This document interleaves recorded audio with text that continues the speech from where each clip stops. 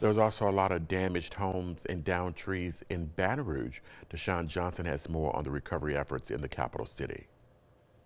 There's still many hazards in our community due to this storm. Mayor President Sharon Weston Broome, along with MOSEP, say they're still actively cleaning up areas left damaged by Hurricane Francine. Overnight, 45 trees, I am told now, fell on our roads, and thousands of residents are still without power.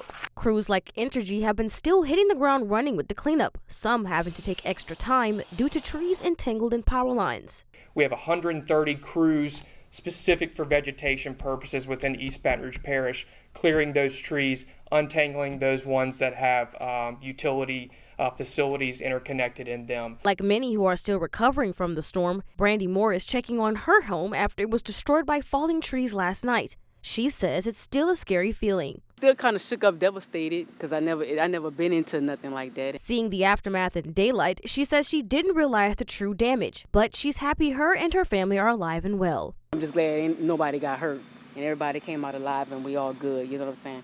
Things could be replaced, but lives can't. And the kids were safe, so, that's all that matters to me. Although Francine has passed, Mayor Broome says she still wants residents to stay cautious. The tropics are still very active right now, so I'm asking all of our residents to remain aware in case future storms develop and come our way.